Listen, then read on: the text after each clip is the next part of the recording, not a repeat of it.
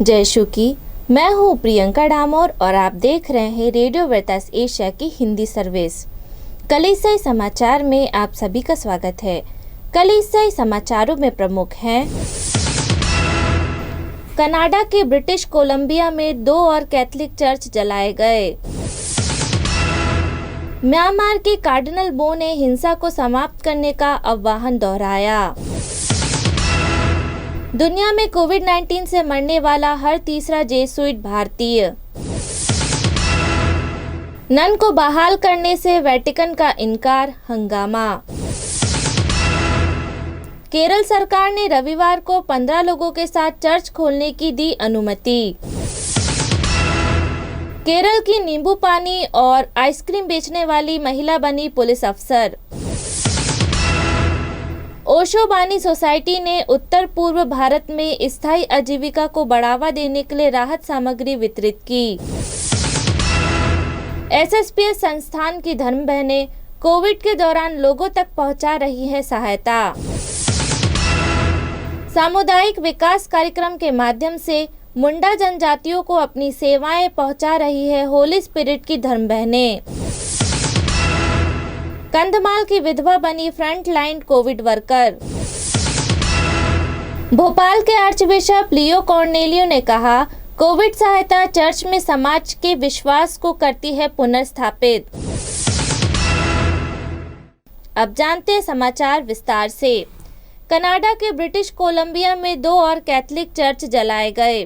Canada के British Columbia प्रांत में 2 कैथोलिक चर्चों को आग से नष्ट करने के कुछ दिनों बाद 26 जून को सुबह प्रांत के आंतरिक भाग में 2 और कैथोलिक चर्चों को जला दिया गया। लोअर सिमलकामिन इंडियन बैंड के प्रमुख कीथ क्रो ने कहा कि उन्हें सुबह 4 बजे पीटी से फोन आया कि चोपका चर्च में आग लगी हुई है। जब वह करीब 30 मिनट के बाद पहुंचे तब तक वह जल चुका था। क्रो ने कहा कि उन्हें बाद में हेडली के पास अपर सिमलकामिन इंडियन बैंड से फोन आया कि उस रिजर्व पर एक और चर्च भी जल गया। म्यांमार के कार्डिनल बो ने हिंसा को समाप्त करने का आह्वान दोहराया।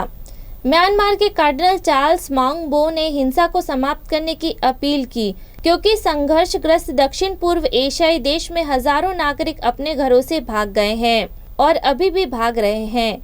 धर्माध्यक्षों ने रविवार को पवित्र मिस्सा के दौरान एक संदेश में कहा, पिछले 4 महीनों से हम अपने देश में जो हिंसा, यातना, कैद और मौत देख रहे हैं, कोई भी उसके लायक नहीं है। संयुक्त राष्ट्र का अनुमान है कि 2,30,000 लोग पहले से ही देश के कई हिस्सों में लड़कर विस्थापित हो चुके हैं क्योंकि सशस्त्र जाति समूह सरकारी राज्य बलों के खिलाफ युद्ध छेड़ते हैं। दुनिया में कोविड-19 से मरने वाला हर तीसरा जेसुइट भारतीय। सोसाइटी ऑफ जीसस के श्रेष्ठ जनरल फादर आर्टुरो सोसा द्वारा परिचालित एक सूची के अनुसार जून 2020 के बाद से दुनिया में कोविड-19 से मरने वाला हर तीसरा जेसुइट भारतीय था। 83 प्रांतों, 6 सशस्त्र क्षेत्रों और 10 आश्रित क्षेत्रों के सभी प्रमुखों के एक पत्र के साथ भेजी गई सूची से पता चलता है कि जून 2020 से शुरू होने वाले एक वर्ष के भीतर कोविड-19 से 158 जेसुइट की मृत्यु हो गई है। उनमें से 50 भारतीय और 2 श्रीलंकाई थे। फादर सोसा ने पिछले वर्ष कोविड के कारण अन्य 44 जेसुइट की मृत्यु को भी याद किया। नन को बहाल करने से वेटिकन का इनकार, हंगामा।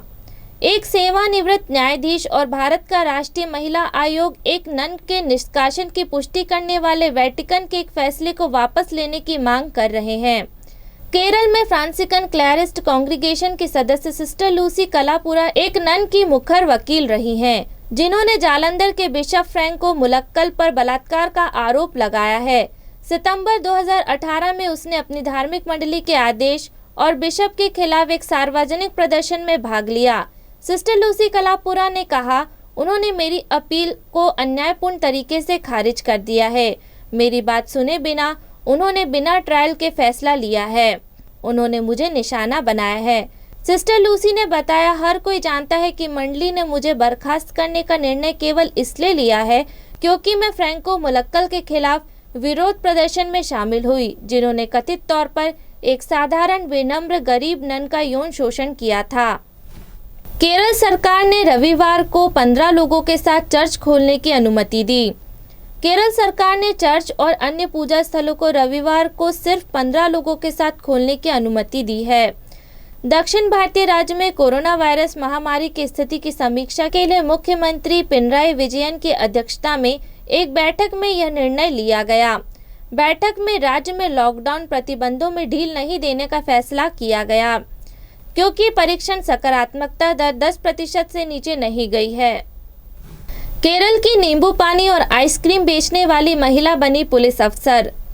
गुमनामी में जीवन जीने वाली वर्कला में पर्यटकों को नींबू पानी और आइसक्रीम बेचने के लिए मजबूर एक 18 वर्षीय महिला एनी शिवा ने कभी नहीं सोचा था कि वह एक दिन उसी शहर की पुलिस निरीक्षक होगी। केरल के पुलिस ने उनकी सहायता के लिए उन्हें बधाई देते हुए एक ट्वीट किया, जिसमें उन्होंने लिखा, इच्छा शक्ति और आत्मविश्वास का एक सच्चा मॉडल।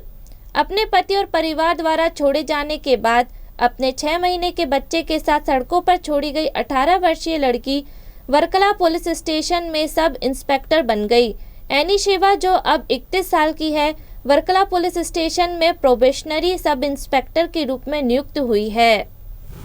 ओशो बानी सोसाइटी ने उत्तर पूर्व भारत में स्थायी आजीविका को बढ़ावा देने के लिए राहत सामग्री वितरित की।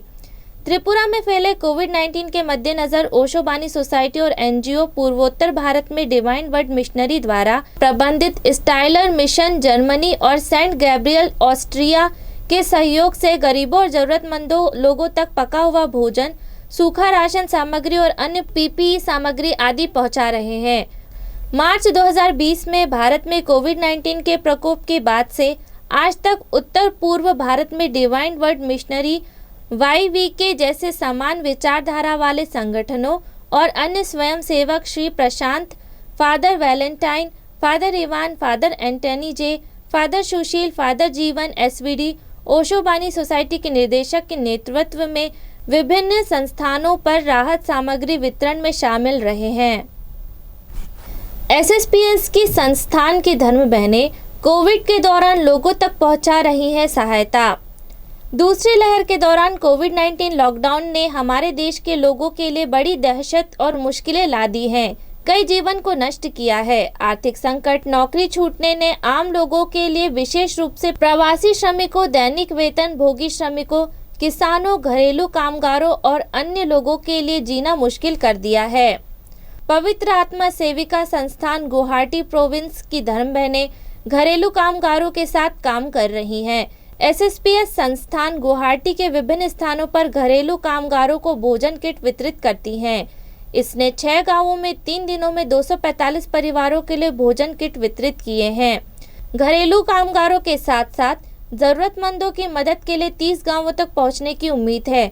समस्त जानकारी सिस्टर अंजना SSPS द्वारा दी गई।